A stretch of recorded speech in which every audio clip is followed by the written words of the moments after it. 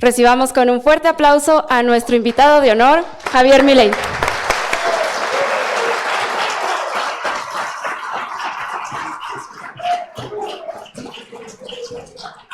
Si miran el caso de Brasil, tienen a Lula, a Dilma Rousseff, en Paraguay a Lugo, en Bolivia a Evo Morales, en Colombia Petro, en Perú Castillo, y ustedes tuvieron acá al delincuente Correa, o tienen a Noriega en Nicaragua y tienen, digamos, a López Obrador en México. Hay un libro de Israel Kirzner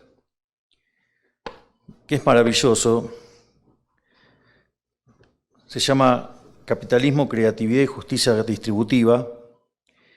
Y básicamente lo que hace el libro es plantear de lleno la cuestión moral. Y una de las cosas que dice Israel Kirzner en ese libro es que, si bien es cierto que el sistema productivamente es superior al socialismo, lo que dice es que si las bases morales son las incorrectas, el sistema no debe ser defendido. Y él a lo largo del libro demuestra que el sistema efectivamente implica abrazar valores morales correctos y no la inmundicia que abraza el socialismo. Pero eso requiere todo un trabajo llegar. Por lo tanto, yo lo que voy a hacer es hacer el semblanteo de la batalla cultural.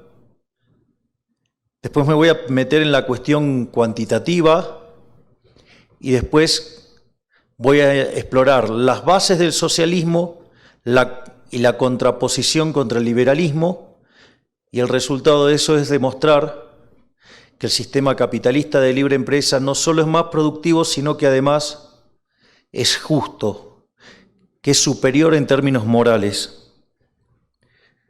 Miren, la verdad es que una vez que cayó el muro de Berlín y aplastó a la izquierda, ellos no se quedaron tranquilos con eso. Ellos lo que hicieron se reordenaron e iniciaron la batalla desde otro lugar. Empezaron con la batalla cultural, se juntaron en San Pablo y dieron lugar a lo que se conoce como el Foro de San Pablo, cuyo objetivo final era implementar la Unión Soviética Latinoamericana. Y eso tiene distintas etapas. Por ejemplo, hay que tener en cuenta varias cuestiones. El primero era cómo iban a encarar esto. O sea, estas son 3 etapas. La primera etapa es 90% de batalla cultural y 10% en lo que tiene que ver con... Me desconcentra mucho la cámara acá. Sí, digamos, o sea... y digamos, a punto tal que me pone fastidioso. Necesito que me tome más lejos, porque si no me molesta, claro.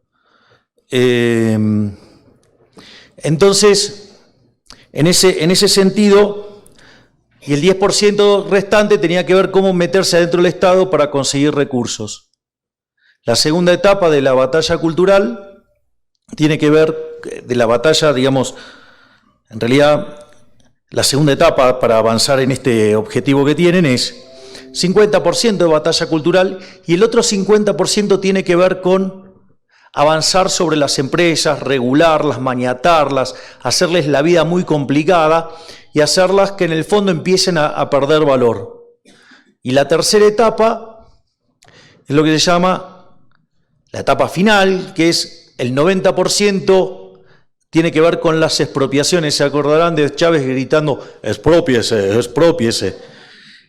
Entonces, o los dueños de las empresas las vendieron por monedas y el que no se las vendió, Dios se las expropió. Entonces, en ese contexto, el 10% restante es solo batalla cultural, pero ya para ese momento está todo hecho el trabajo. Y en ese sentido, hay que tener bien claro también cómo ellos dan la batalla cultural. La batalla cultural está inspirada en Gramsci. Gramsci lo que decía, y fíjense que lo van a ver en todos lados, pasa siempre en todos los lados de la misma manera. ¿Qué decía Gramsci? Que para lograr imponer el socialismo, ustedes tenían que tomar los medios de comunicación, la cultura y la educación. Y de esa manera lo que hacían era empezar a contaminar la sociedad con socialismo. Y la verdad es que en ese sentido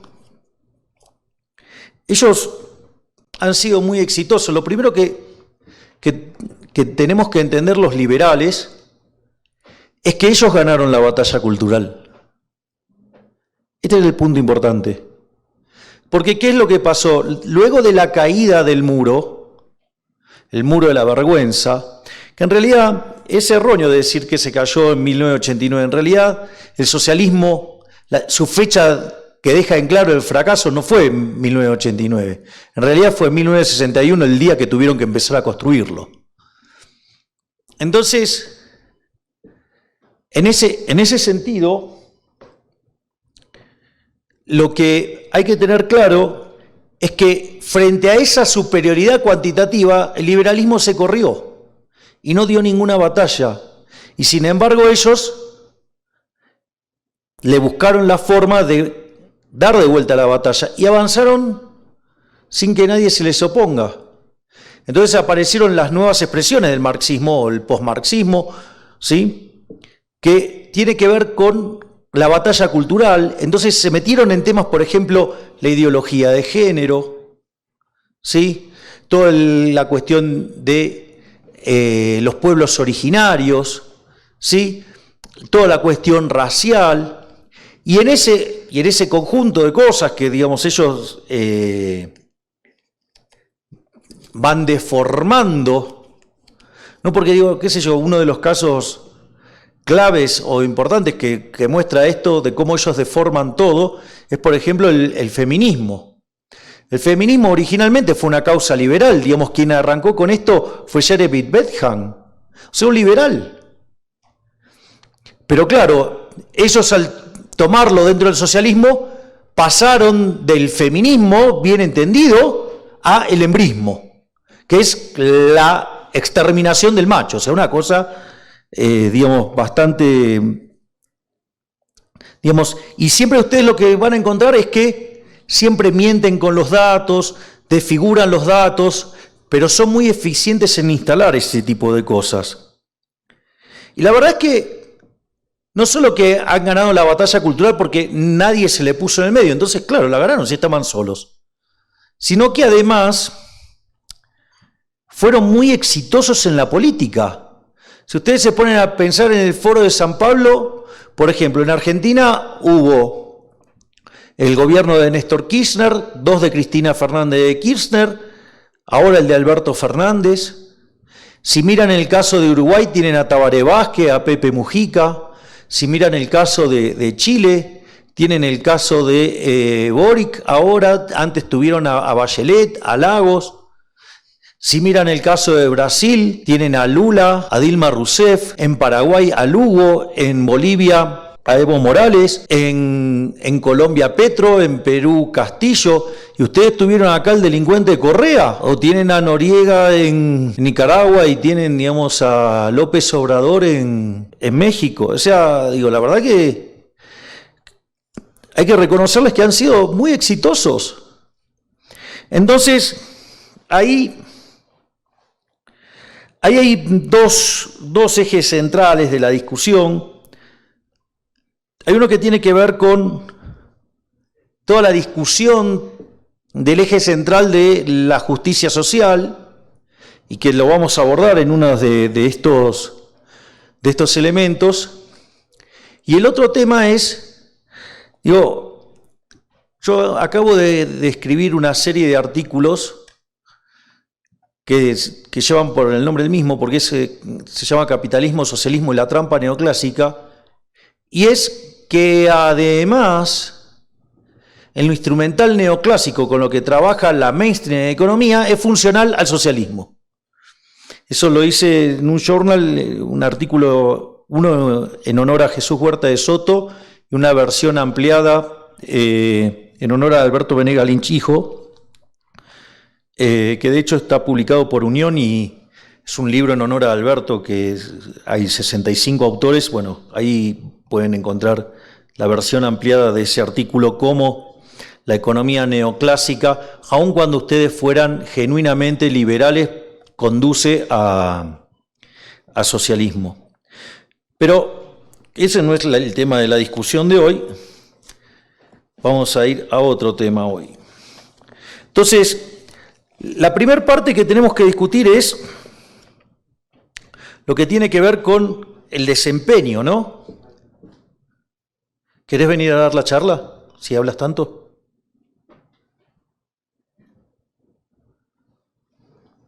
La primera es la cuestión cuantitativa.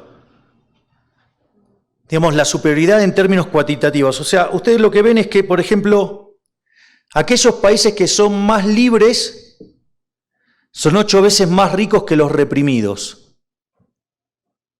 No solo eso, sino que además el decil más bajo de la distribución está 11 veces mejor que su par en el país reprimido. Y además, ese ingreso que tiene el decil más bajo en el país libre es el doble que el ingreso promedio del país reprimido. Esto quiere decir que dado que la distribución del ingreso tiene el formato de una log normal, de una chi cuadrado, ¿sí?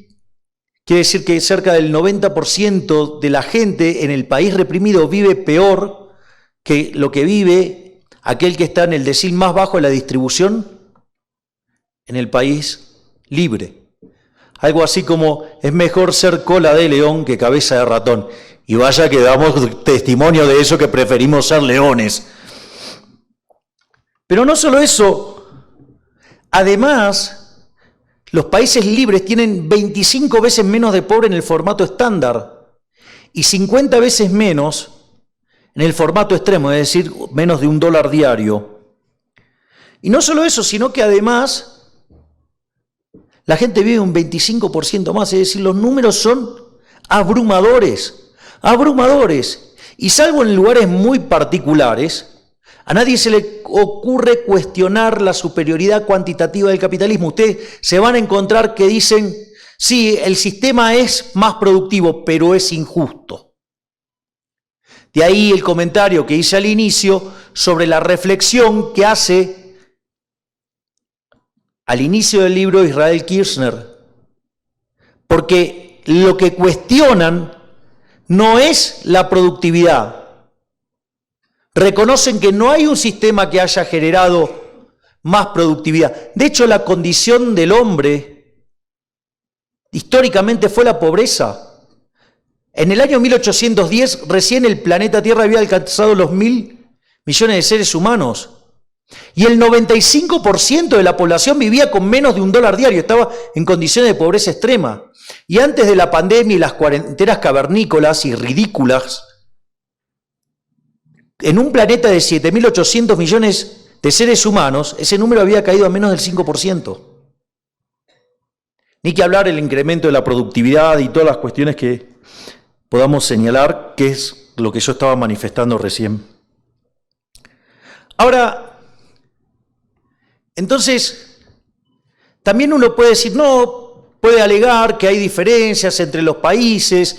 Bueno, entonces usted porque una parte del debate, ¿cómo se hacía? Ahí se hacía comparando Estados Unidos con la Unión Soviética. Entonces, claro, la diferencia en favor del nivel de vida de Estados Unidos era enorme. Entonces empezaban a decir que el problema pasaba por ¿dónde? Que estaban comparando países muy distintos, muy disímiles. Entonces, una de las comparaciones interesantes que se hicieron fue entre la Alemania occidental y la Alemania oriental, es decir, la capitalista y la comunista. Es decir, el muro lo tuvieron que hacer los comunistas para que la gente no se fuera del otro lado. Poca gente lo tiene presente, pero hasta 1961 ustedes podían ir de un lado al otro.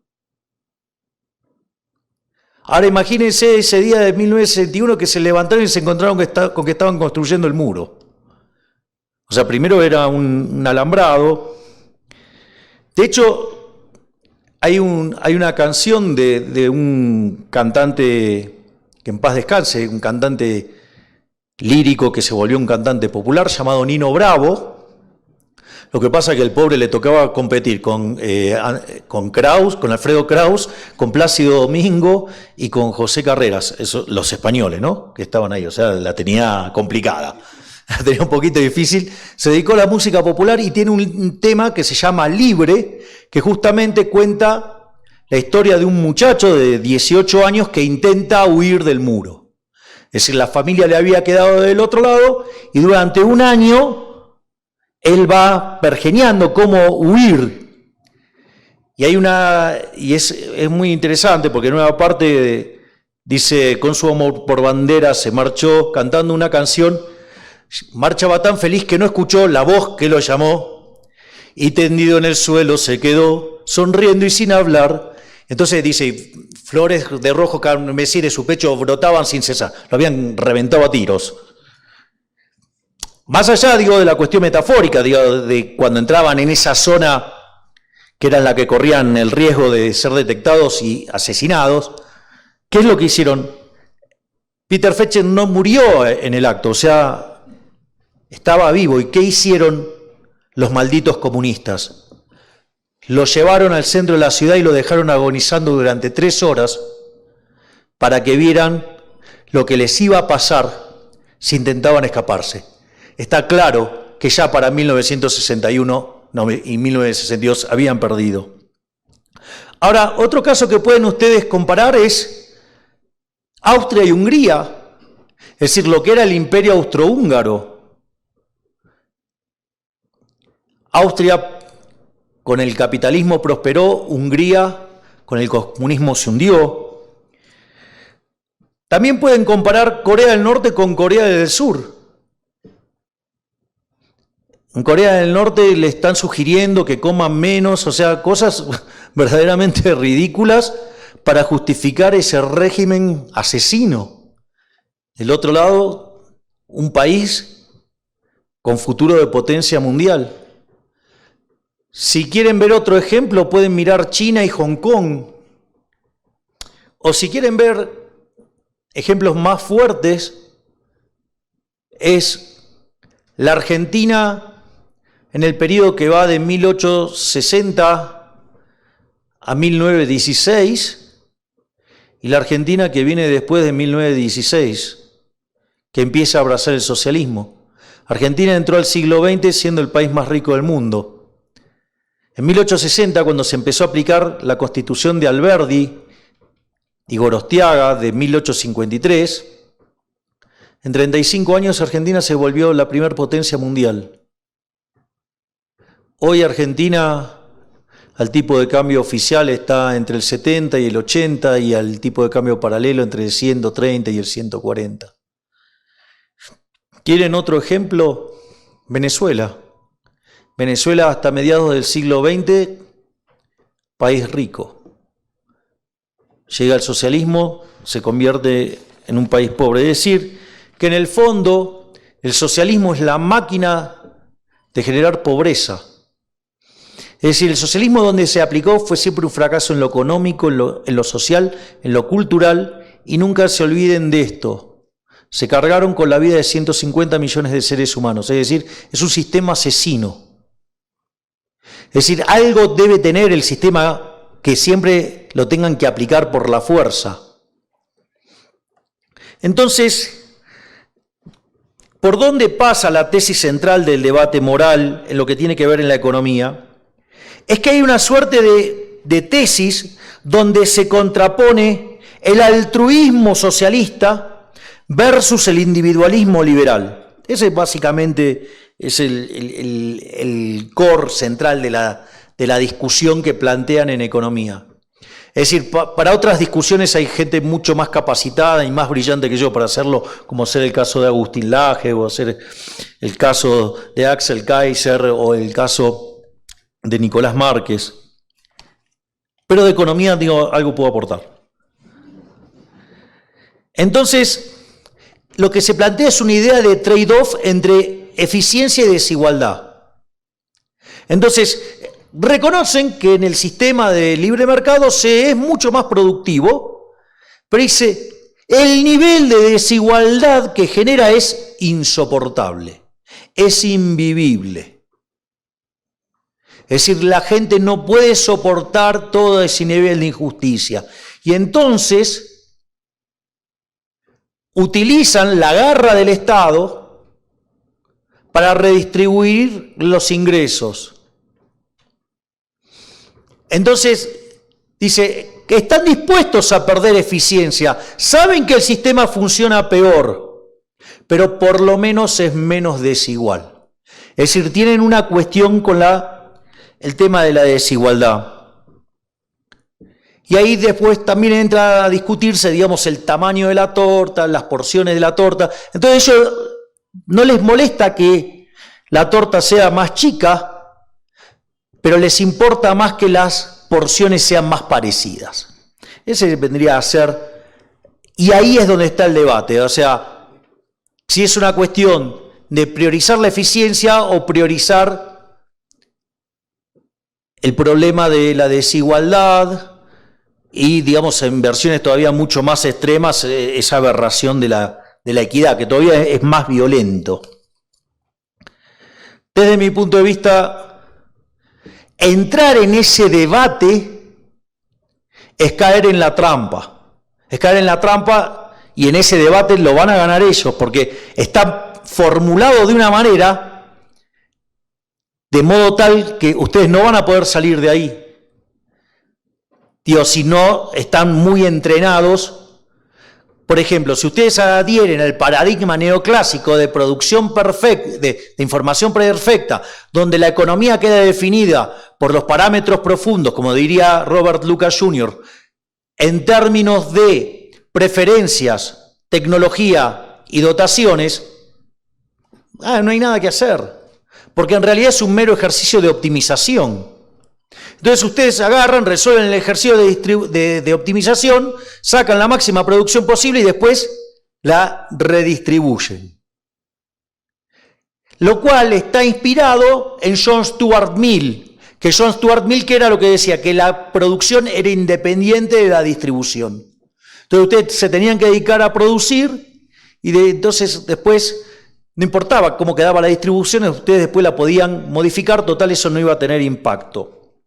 En realidad, eso, a pesar de las mejoras que ha hecho la economía neoclásica, rebatiendo a la economía clásica, esos problemas en el paradigma de previsión perfecta persisten.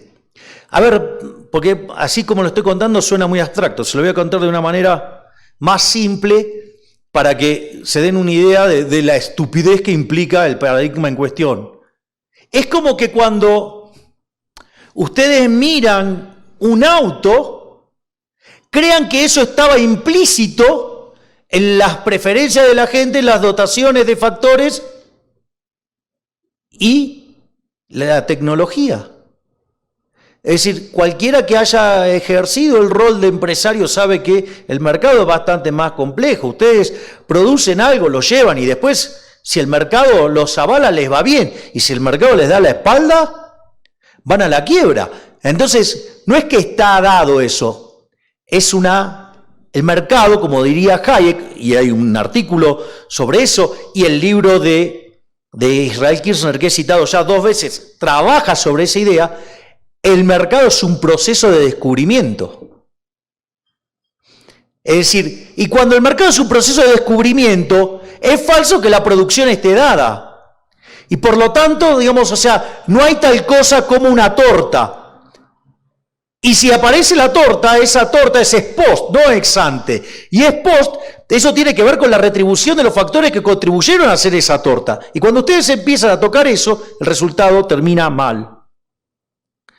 Por eso mi hipótesis central sobre qué es lo que genera el crecimiento y que es la tesis que confronta con esto y que se apalanca sobre los errores de diseño de la economía neoclásica, Aviso que di clases de microeconomía, o sea, de economía neoclásica, 25 años. O sea, no es que conozco un poquito de qué se trata. Hasta tuve la dicha de poder escribir con William Baumol, que fue 2 veces candidato a Premio Nobel de Economía y todo. O sea, es como que la micro, y además les aviso, la usaba para ganar plata y ganarme la vida. O sea, con lo cual estudiaba con más gana, al margen de dar clases. Entonces, a la reflexión, digo, como especialista en crecimiento económico, a la que llegué, es que el foco central para explicar el crecimiento económico son las instituciones. Ninguna genialidad porque lo derivaron otros autores también. Pero lo interesante que esas instituciones no es que salen de la nada, no es que, hágase las instituciones. No, no es así. Las instituciones emergen de los valores morales. Entonces, cuando una sociedad abraza un conjunto de valores morales correctos, eso se traduce en un conjunto de instituciones que genera prosperidad. Y cuando ustedes abrazan un conjunto de valores morales inmundos como el socialismo, la traducción en instituciones es paupérrimo y el desempeño es aberrante. Una vez planteado esto, lo que yo voy a hacer es ver dónde está el problema con el socialismo. Entonces voy a revisar algunos highlights de la obra de Rodbertus y de Marx y después vamos a empezar con la refutación. Básicamente, Rodbertus fue el que diseñó la teoría de la explotación y eso estaba construido sobre algunos pilares. Una es que solo son bienes los derivados del trabajo. Es decir, en el fondo lo que hacía Rodbertus, acorde a cómo se pensaba en esa época, trabajaba con la teoría del valor trabajo. Es decir, que las cosas valen por la cantidad de trabajo que tienen incorporado. Si las cosas entonces valen por el trabajo que tienen incorporado, entonces el ingreso del terrateniente, ¿qué es? Trabajo no remunerado. Es decir, es explotación. Entonces, lo que básicamente la coacción a los trabajadores se implementaba desde instituciones como el capitalismo, el contrato laboral, ¿para qué? Para explotar a los trabajadores. Y obviamente, como señalé recién, el precio de los bienes, como era de la teoría del valor trabajo, tenía que ver con el costo de trabajo incorporado. O sea, así es como lo deja Rodbertus y de ahí arranca Marx. Marx además tenía algunas ideas adicionales también, bastante fuertes, por decirlo de alguna manera. Entonces, por ejemplo, toma de Aristóteles la idea de que los intercambios tienen que ser igualitarios. Y eso, fíjense que les plantea un problema enorme, porque entonces para que los intercambios fueran igualitarios, si sigue adhiriendo la teoría del valor trabajo, las cosas que ustedes tienen que intercambiar tienen la misma cantidad de trabajo. Y una de las cosas que ustedes se van a tener que empezar a dar cuenta, que entonces, ¿qué pasaría con los intercambios?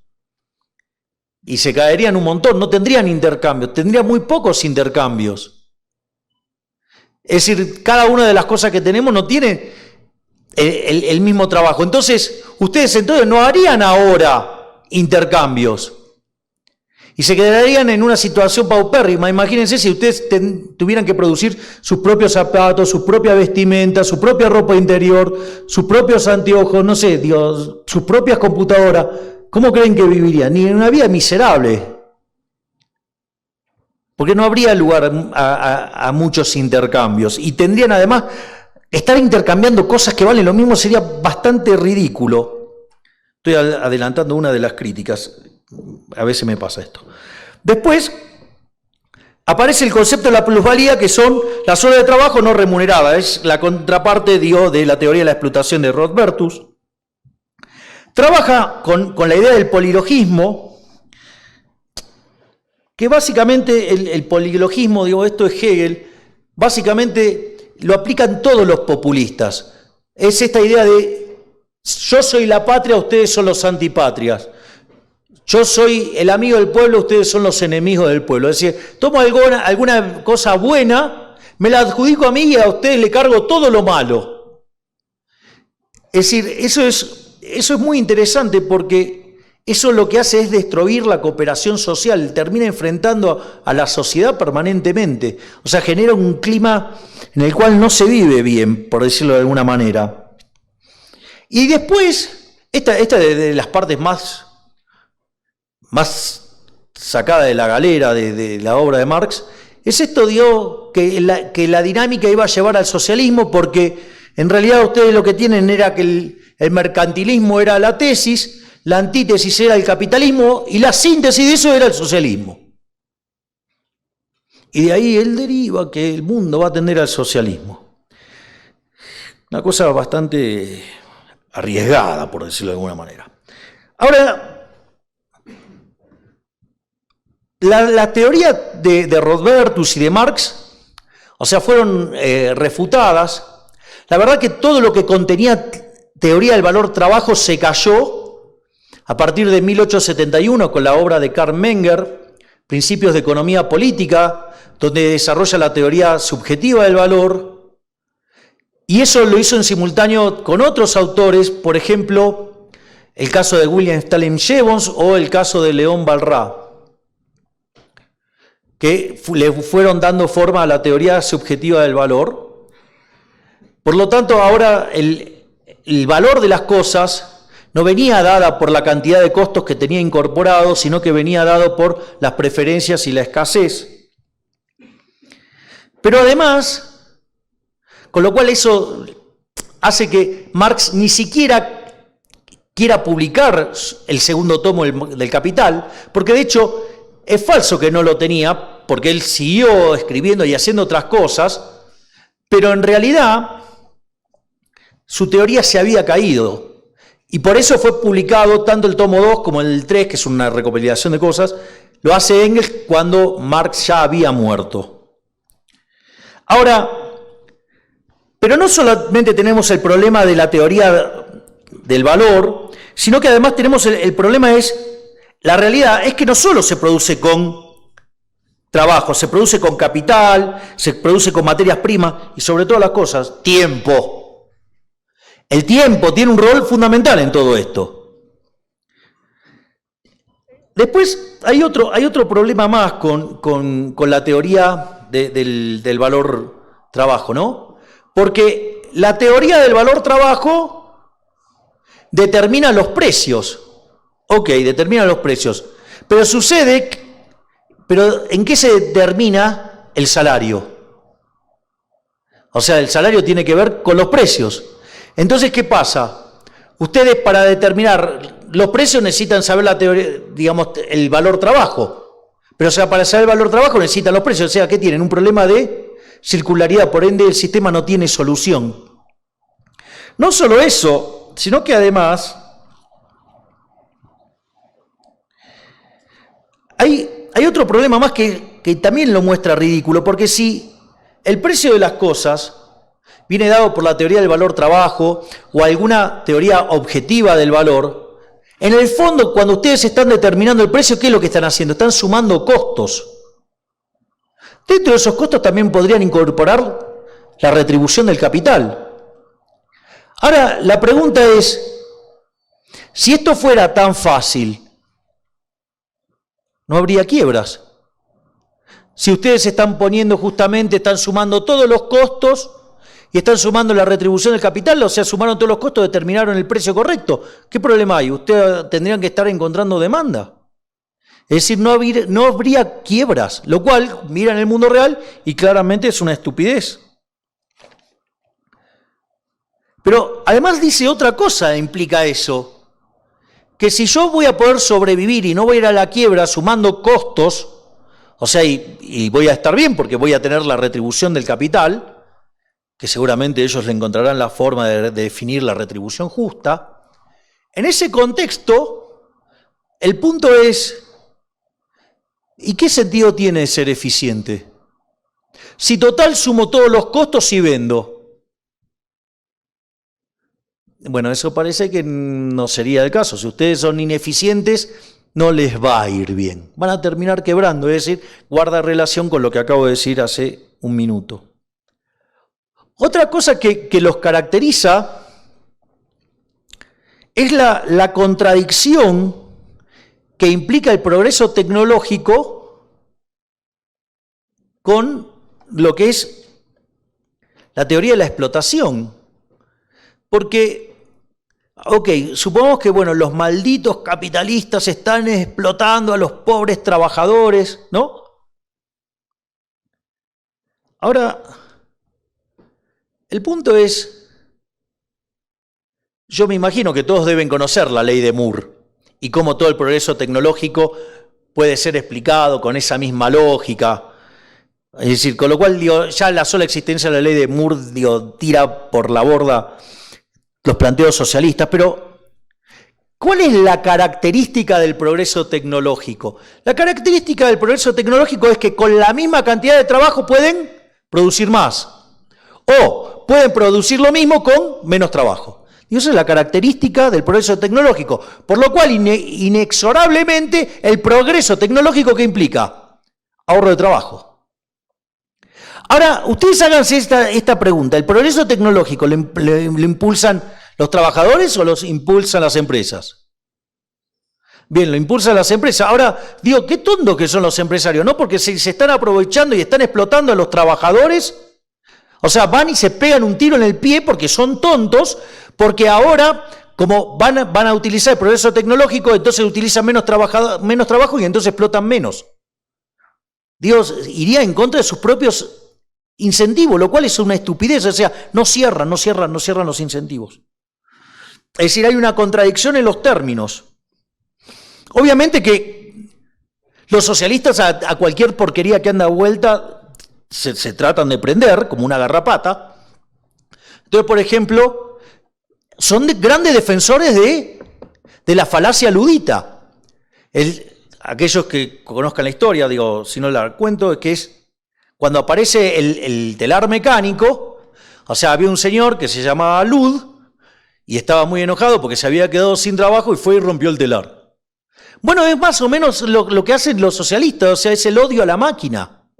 Es decir, que lo disfrazan de distintas formas, con que le quieren poner impuestos, que quieren, por ejemplo, dicen, no, porque en realidad el progreso tecnológico genera desempleo. Falso. Falso, porque cuando yo genero el progreso tecnológico, estoy generando bienes de mejor calidad a un mejor precio. Eso implica que yo tengo un determinado ahorro ahora, que lo puedo utilizar en otros bienes. Y consecuentemente estoy haciendo expandir a otro sector. Y lo que va a hacer el mecanismo de mercado es que se trasladen. Es decir, o vamos a ponerlo así. Miren, el día que se inventó la lamparita, y la verdad que los productores de vela no estaban contentos con Edison. ¿No? O sea, estaban bastante calientes, por decirlo de alguna manera elegante, y si podía lo reventaban a trompadas, o sea, el equivalente de Lud.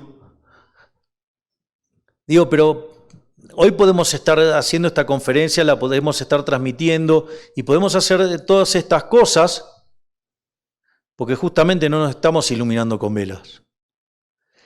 Si fuera cierto lo que proponen los luditas y que los socialistas adhieren tan abiertamente, la realidad es que no podríamos tener, en el mejor de los mundos, tendríamos la misma cantidad de puestos de trabajo que teníamos en 1776. Por lo tanto, dada la evolución de la población, hoy tendríamos 87,5% de desempleo, lo cual es una estupidez del tamaño de una casa. Es decir, esta es otra cosa más. Y después hay toda la parte que tiene que ver con el equilibrio del estado estacionario y el rol de las ganancias, porque en el fondo el capitalismo tiene que ver justamente con eso, con las ganancias, el rol que tienen las ganancias. Fíjense la cantidad de estupideces que se hicieron durante la pandemia, por ejemplo, cuando faltaban los barbijos o faltaban las vacunas. ¿Qué salieron a hacer? Salieron a regular. O las estupideces que dicen ahora con la energía o con los alimentos que se producen en Ucrania. A ver, si ustedes tienen la producción de A y la producción de B, supongamos que estamos en equilibrio de estado estacionario. Por algún motivo, o hay un cambio de preferencias hacia A, o hay una contracción de la oferta de A, lo que fuera. Pero sucede que tengo unos consumidores cabrones que no quieren dejar de consumir A. ¿Qué es lo que pasa? El precio de A sube. Ahora, lo interesante de esto es que cuando ustedes consuman más de A, van a tener ¿qué cosa? Consumir menos de B. Entonces va a bajar el precio de B, van a caer los beneficios de B, los beneficios de A van a ser más grandes. ¿Y qué van a hacer los beneficios de A? Y van a traer que la gente haga ¿qué cosa? Produzca más de A. Sin embargo, cuando vino la pandemia, ¿qué hicieron? Quisieron regular ¿qué? Las vacunas, quisieron regular los barbijos, querían regular todo. Es decir, lo único que estaban haciendo era dañar a la gente. Es decir, porque justamente cuando el Estado se mete ahí, rompe todo, hace que todo funcione peor. Entonces, ¿qué es lo que caracteriza entonces al sistema capitalista? Esto de que las ganancias son un faro y que es como se mueve el sistema. Cuando ustedes rompen esa señal, el que se tiene que expandir no se expande y el que se tenía que caer se cae. Con lo cual, ¿cómo están? Peor.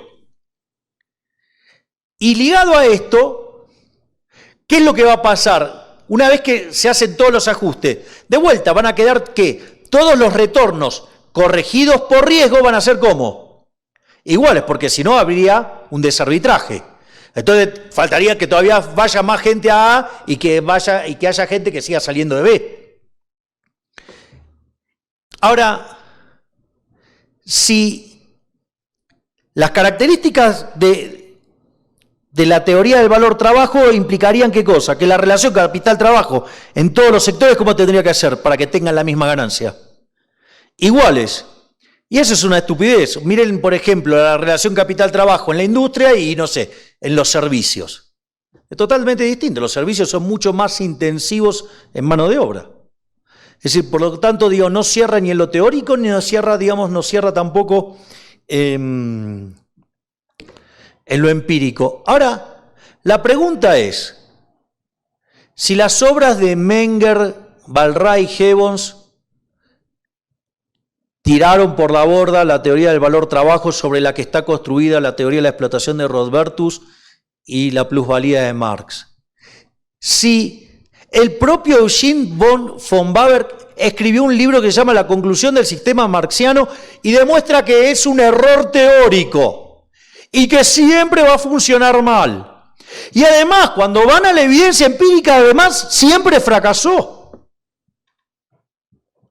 Igual, para ellos eso es una cuestión discutible. Cuando fue el debate para diputados nacionales, en el debate de la provincia de Buenos Aires, a mi colega José Luis Espert le toca debatir mano a mano con Nicolás del Caño. Entonces, José Luis le dice, dame un caso exitoso. Le contestó la Unión Soviética. Listo, está todo dicho. Entonces, la verdad es que la pregunta es si siempre fracasó en lo teórico, fracasó desde el punto de vista empírico. El punto es entonces, ¿por qué siguen sosteniendo al socialismo? ¿Por qué lo siguen defendiendo? Si todo lo que toco a la ruina, donde aparece la miseria, el hambre, digamos, la guerra, es todo un desastre. ¿Por qué? Y esto a mí me inspiró la respuesta, un libro de Mises que se llama La mentalidad anticapitalista. Y es muy interesante porque ¿qué es lo que hace el sistema capitalista? Y los pone a competir. Y obviamente en esa competencia va a haber uno que va a ganar y el resto pierde, por decirlo de alguna manera.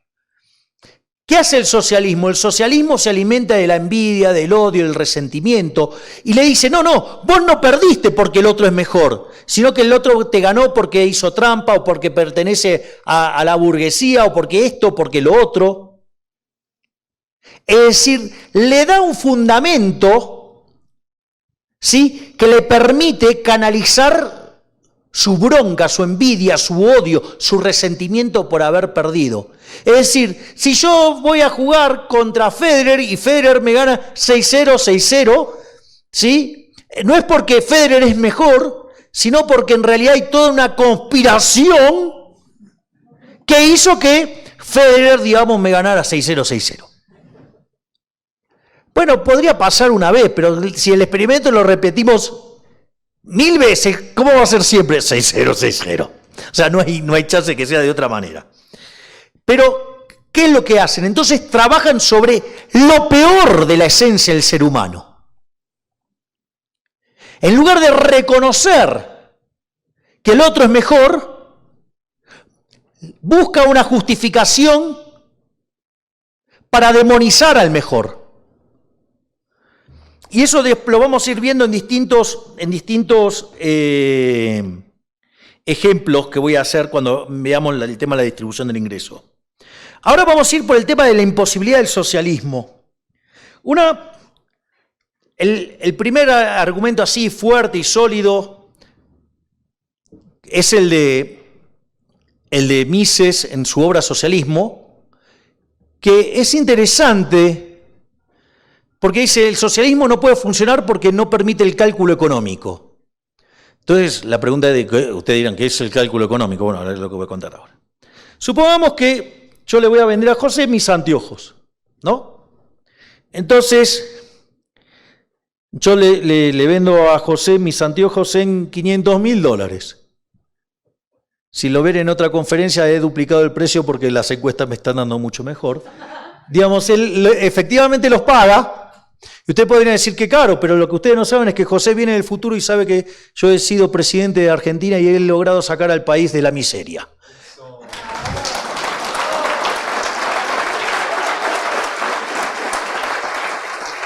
Entonces, bueno, ahora no sabemos si medio palo verde es barato o no. Pero bueno, esa es una información que él tenía. Entonces, ¿qué es lo que pasa? El sistema de precios funciona de esta manera. Yo le vendo los anteojos a él me da una cantidad de dinero. Y eso lo que me permite es un registro histórico que se llama precio. O sea, la cantidad de dólares que me dio respecto al anteojo me da el precio. Eso se convierte en una señal que se transmite al sistema. Entonces, eso genera coordinación de los agentes. Hay algunos que a ese precio quieren vender y hay otros que a ese precio quieren comprar. Y como puede que no se dé que oferta y demanda sean iguales, cuando la demanda supere la oferta, ¿qué va a pasar?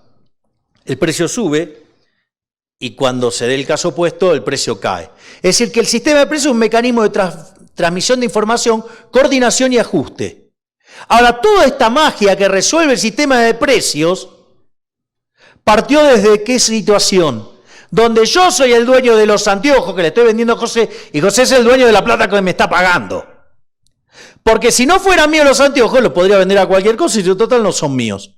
Y él, si la plata fuera de otro, ¿qué problema tendría? Si total es de otro. Entonces, en ese contexto, fíjense que es imposible hacer el socialismo, que es la negación de la propiedad privada. Consecuentemente, ¿cuál es el resultado? No pueden hacer cálculo económico. Y por ende, el sistema se derrumba. Fíjense que cuanto más regulan un sector, al sector peor le va. ¿Por qué? Porque cuanto más presencia del Estado tienen, esa señal de precio, ¿cómo está? Cada vez más contaminada y por ende cada vez funciona peor.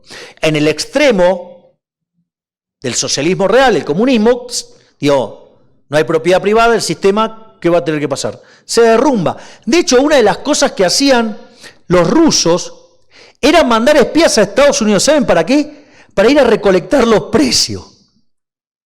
Entonces, digamos, para poder hacer esos asientos contables, lo cual también era una ridiculez, porque no estaba teniendo en cuenta ¿qué cosa? Las preferencias de los rusos, no tenía en cuenta la tecnología de los rusos ni las dotaciones de los rusos. El otro argumento son los argumentos que plantea Jesús Huerta de Soto, que dice hay dos problemas, estáticos y dos dinámicos. El primer problema es el problema del conocimiento. Es decir, la cantidad de información que ustedes necesitarían poder procesar para poder hacer eso. Es decir, piense que ustedes tendrían que conocer las preferencias de todos los agentes de la economía, pasados, presentes, futuros, con lo cual además van a tener que conocer qué cosa, sus preferencias sexuales y cómo eso va a derivar en qué, en la evolución del tamaño de la población y las preferencias que van a tener los que van a nacer. Y eso lo tienen que hacer sobre los bienes pasados, presentes y futuros. Sino que además también tendrían que conocer la tasa de preferencia intertemporal. Tendrían que conocer las dotaciones de recursos de la economía. Y ustedes saben que conforme va evolucionando la humanidad, a cosas que antes no le daba importancia, ahora pasaron a convertirse en un recurso. Entonces, tienen que estar viendo cómo va a evolucionar la dotación de recursos y cómo va a evolucionar la tecnología, con lo cual además también tienen que poder prever el progreso tecnológico. Y para hacer eso ustedes deberían ser omniscientes, omnipresentes y omnipotentes. Es decir, que el socialismo parte de la base de que ellos son Dios. ¿Y saben qué? No son Dios. Y por ende, cuando se meten, hacen un desastre. Una de las cosas que contaba José era impresionante. El gobierno argentino se jactaba todo el tiempo de ser un ¿qué? Un gobierno de científicos, de toma de decisiones racionales. Miren cómo está la economía. Estamos cada vez peor. No solo eso. Ahora supongamos que, no sé, por algún mecanismo, no sé, aparece la megacomputadora. Allende vivió prometiendo que ya tenían la computadora que iba a poder hacer todos los cálculos. Y es interesante porque supongamos que, bueno, de alguna manera ustedes pudieran hacerse de toda esa información y pudieran procesarla toda. Hay un problema adicional. Supongamos que a mí me gustara el básquet. Entonces, nada, me encanta, voy a mostrar que tengo unos cuantos años, la voy a hacer más grosera, Kareem Abdul-Jabbar. Es más, si me quiero decir al canchero, lo digo en su nombre antes de conversión, Lua Alcindor, que era un jugador que jugaba en Los Ángeles Lakers. O puedo, para hacérsela fácil, no sé, Michael Jordan. Ahora viene Michael Jordan, le digo, bueno, quiero saber cómo haces para volcar la pelota. Entonces el tipo, supongamos que pudiera ponerlo por escrito cómo hace. Ahora, si yo le doy por escrito cómo de puño y letra de Michael Jordan, cómo hacía para volcar la pelota, o cómo, Kareem Abdul-Jabbar hacía el gancho rascacielos, o no sé, cualquiera de esas jugadas maravillosas que hacían estas personas. La pregunta es, ¿ustedes lo pueden hacer? No. Es decir, no pueden importar el know-how. Es decir, lo mismo que le diga, no, che, Salame, ¿por qué no volcás la pelota como Shaquille O'Neal? Y bueno, empecemos porque Shaquille O'Neal mide 2,18 m, ¿no? O sea, hay una pequeña diferencia. No sé cuántos en la sala miden 2,18 m acá. Ahora, no es solo eso, también tiene problemas. Entonces, ya ahí se dan cuenta que en términos estáticos no funciona, pero es peor, en términos dinámicos tampoco funciona. Porque, acorde a lo que estuvimos viendo, el proceso de mercado es un proceso de descubrimiento. Es decir, ustedes van al mercado, llevan un producto y si a la gente le gusta, les va bien y si les va mal, quiebran. Es un proceso de descubrimiento. Ahora, en ese proceso de descubrimiento, entonces, ustedes no pueden transmitirle al órgano de planificador central la información, ¿por qué? Porque básicamente todavía no la descubrieron. Es decir, se van a enterar cuando estén ahí en el mercado interactuando. Por ende, siempre la información, ¿cómo le va a llegar? Tarde. Y si ustedes toman decisiones con información tardía, ¿qué va a pasar? No sé, ¿hubo algún partido de fútbol? Hoy le ganó Alemania 1-0 a Holanda. Bueno, supongo que ustedes no tienen esa información y yo ahora empiezo a hacerles apuesta que, Digamos, yo en favor de Alemania, y voy a timar a un montón de ustedes. ¿Y cómo van a terminar? En la quiebra. Entonces, bueno, esto es lo mismo. Digo, ¿por qué? Porque le está llegando tarde la información, los estoy timando. Es decir, el socialismo es una gran estafa intelectual. Es decir, y ellos dicen que ellos son los científicos y todo, pero esto también es bueno tenerlo en cuenta, porque eso es el motivo por el cual le llegan a la gente. Porque ellos le prometen cosas con certeza. Eso, digo, o sea, miren, el imbécil que es gobernador de la provincia de Buenos Aires, en Argentina, antes de esto fue ministro de Economía de Cristina Fernández de Kirchner. Y en una conferencia, esto es increíble, ¿saben lo que dijo? Que en realidad la Unión Soviética había fracasado no porque estaba mal pensado, sino que en realidad fracasaron porque no tenían el Excel. Es decir, porque no podían hacer las cuentas. O sea, perdonen que voy a perder un poco las formas, pero la verdad que es una pelotudez del tamaño de una casa. Porque si ustedes miran la carrera espacial, la Unión Soviética estaba mano a mano con Estados Unidos. Y adivinen por qué. Porque los mejores matemáticos del mundo estaban en Estados Unidos o en ¿dónde? O en la Unión Soviética. ¿Ustedes se imaginan que van a tener problemas para invertir una matriz insumo-producto? Digo, hay que ser